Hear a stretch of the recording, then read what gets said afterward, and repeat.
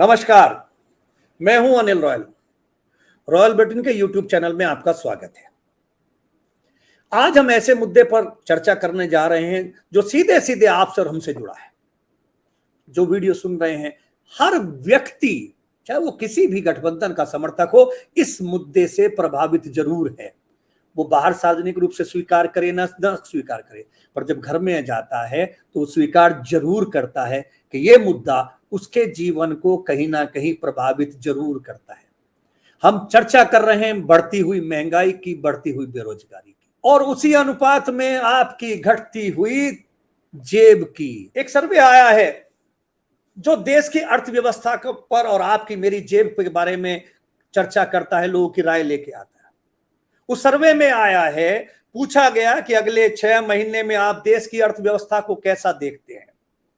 तो आपको आश्चर्य होगा कि 1/3 लोगों का मानना है कि 2024 में देश की अर्थव्यवस्था गर्त की ओर जाएगी।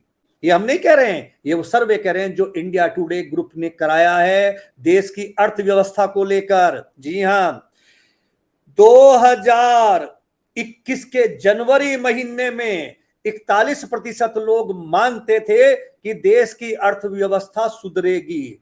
कोविड का काल था, अगले साल और बुरी स्थिति थी, 21% को लगता था सुधरने की स्थिति, लेकिन आज केवल 31% मानते हैं कि देश की अर्थव्यवस्था सुधरेगी। 2021 की जनवरी में 36% लोगों को लगता था कि देश की अर्थव्यवस्था जस की तस रहेगी। वो 36 घटकर 2023 में 26% रह गए हैं, जो मान रहे हैं कि देश की अर्थव्यवस्था खराब हो रही है।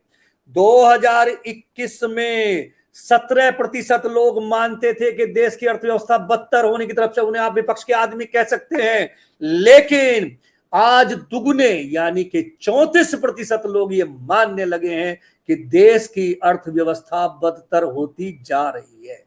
सर्वे की एक अगली रिपोर्ट ये आई है कि वो मानते हैं कि पिछले साल के मुकाबले आपके रोजमर्रा के मौजूदा खर्च को आप कैसा पाते हैं। 27% कहते हैं कि बढ़ा तो है लेकिन काबू में है। वहीं 62% लोग मानते हैं कि देश में महंगाई की स्थिति ये हो गई है कि अब वो काबू से बाहर हो गया है।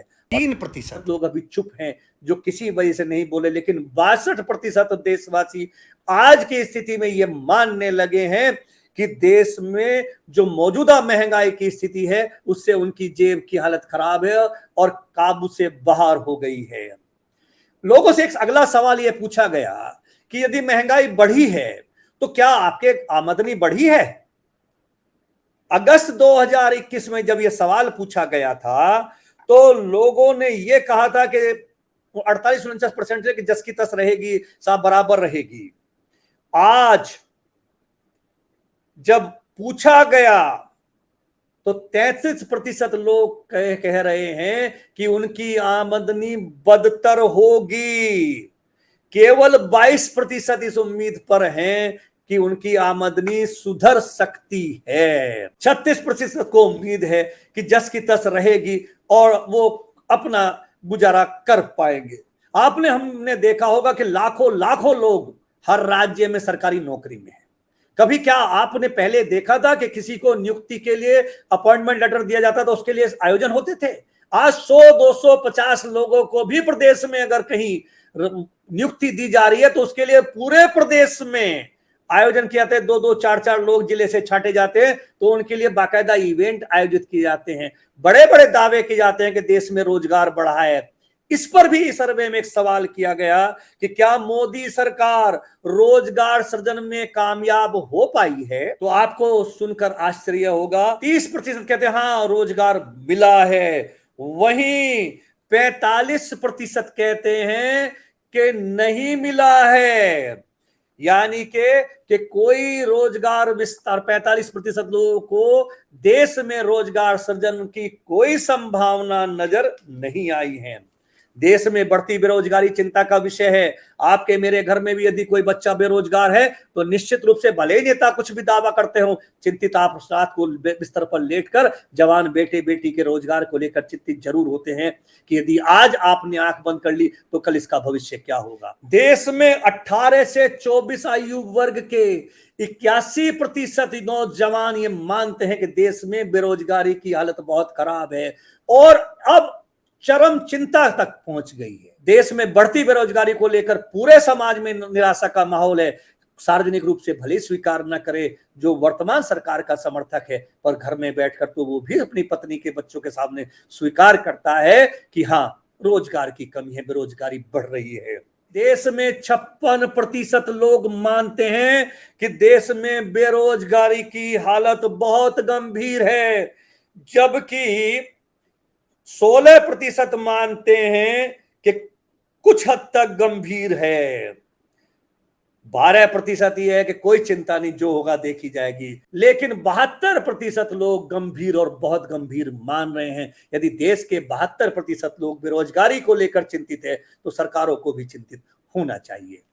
एक प्रश्न यह किया गया कि एनडीए की सरकार में सबसे ज्यादा लाभ किसको हुआ, आर्थिक नीतियों से मोदी सरकार की किसको सबसे लाभ हुआ? बड़े कारोबारियों को, छोटे कारोबार को, वेतनभोगी को, किसानों को, दिहाड़ी मजदूरों को, या किसी अन्य को? तो आपको जानकर आश्चर्य होगा। देश का जो नजरिया है उसमें 55% लोग मानते हैं कि एनडीए सरकार की आर्थिक नीतियों से केवल बड़े कारोबारियों को फायदा हुआ है। 9% को उम्मीद लगती है कि छोटे कारोबारी को भी कुछ फायदा हुआ होगा। 8% को लगता है वेतनभोगी को लाभ हुआ होगा। 8% को लगता है किसान को कोई लाभ होगा, लेकिन उनको लगता होगा जो बड़े किसान हैं या जो किसान की वास्तविकता को नहीं जानते हैं। और 6% को लगता है शायद दिहाड़ी मजदूरी को बढ़ गया होगा, क्योंकि आपके घर में, मेरे घर में जब दिहाड़ी का मजदूर आ रहा है उसने अपनी मजदूरी जरूर बढ़ा दी है, लेकिन उसके घर के खर्चे शायद हमें नहीं दिखते। वो दिहाड़ी बनाने के बाद भी उसको दोनों समय रोटी मैसर नहीं हो पा रही है। देश में आर्थिक स्थिति में चिंता पर यह था एक नया सर्वे जो आपके साथ मैंने चाहा शेयर करूं, आपको जानकारी हो। आप सभी जो वीडियो सुन रहे हैं सुखी रहें। ईश्वर से, अल्लाह से, वाहेगुरु से, जीसस से प्रार्थना है कि कम से कम ये महंगाई की जो आंच आ रही है उससे आपके परिवार को झुलसने से बचाए, आपके जीवन में चिंताओं से आपकी मुक्ति दे, आप 2 समय अपने परिवार के साथ शांति की रोटी खा सके। इसी शुभकामना के साथ इस वीडियो में इतना ही। सब्सक्राइब ना किया तो सब्सक्राइब कीजिए, दोस्तों ने न किया हो उनसे कराइए, शेयर कीजिए, लाइक कीजिए और कमेंट में जरूर अपनी राय दीजिए, जिससे हम आपके साथ जुड़े रह सके। अब फिर मिलेंगे किसी और वीडियो में। इस वीडियो में आज इतना ही। नमस्कार।